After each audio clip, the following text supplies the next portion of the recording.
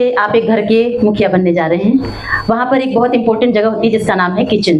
Kitchen से ही सारा घर चलता है। हमारे यहाँ कहा भी गया जैसा होगा अन्न वैसा बनेगा मन। तो मन क्यों खराब हो रहे हैं? क्योंकि हमारा अन्न खराब हो रहा है। आप लोग को धन्यवाद करूंगी कि बहुत अच्छा भोजन था यहाँ पर, नहीं तो आज विवाह संस्कारों में तो भोजन ही पूरा हमारे लिए खाने योग्य तो रहता ही नहीं है। बहुत जरूरी है अन्न बनाते समय या अन्न जहाँ से आप ला रहे हैं उसमें क्या क्या मिला हुआ है, मन के भाव किसान के क्या हैं, इतना तक उस पर असर पड़ता है। बनाने वाले मन के भाव कैसे हैं। आप सोचिए जिस अन्न की मैं बात कर रही हूँ जो प्रायः विवाह संस्कारों में मिलता है, उस अन्न में कितनी चीखें होती हैं, कितना दर्द होता है। वो अन्न हम खाएंगे तो हमारा शरीर कैसा होगा, हमारा मन अच्छा होगा। आज थोड़ी सी बात में हमें गुस्सा आ जाता है। सबसे पहले अपने किचन को ठीक करना है। इसलिए हमारे यहाँ कोई भी क्रिया करते हुए मंत्र बोलने की परंपरा थी। आज से किचन के मालिक बन रहे तो आपको भी ध्यान रखना है कि भोजन कैसा होना चाहिए। तो इसमें 3 चीजें मिली हुई हैं, कर्ड, हनी और घी।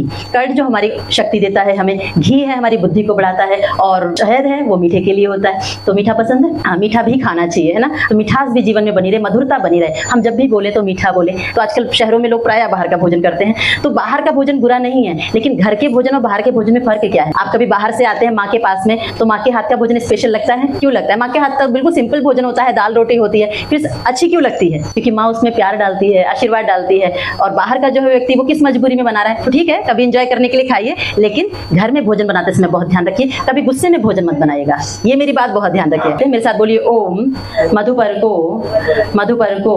मधुपर्कः प्रतिगृह्यताम् ओम प्रतिगृह्णामि।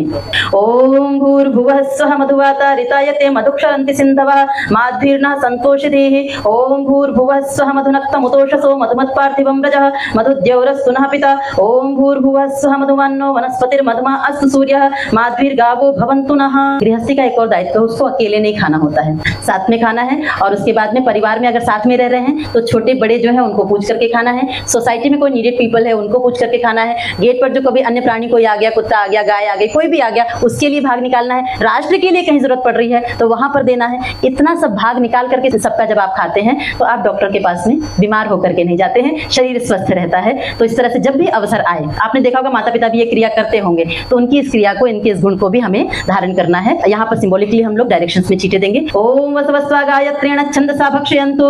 ओम रुद्रास्वा त्रेष्टुभेन छंदसा भक्षयन्तु। ओम आदित्यास्वा जागतेन छंदसा भक्षयन्तु। ओम विश्वित्वा देवानुष्टुभेन छंदसा भक्षयन्तु। ओम भूतेभ्यस्त्वा परिगृह्णामि। अब एक दूसरे को चम्मच से खिलाएं। ओम यन्मधुनो मधव्यं परमं रूपमन्नाद्यं तेनाहं मधुनो मधव्येन परमेण रूपेणान्नाद्येन परमो मधव्योन्नादोसानि।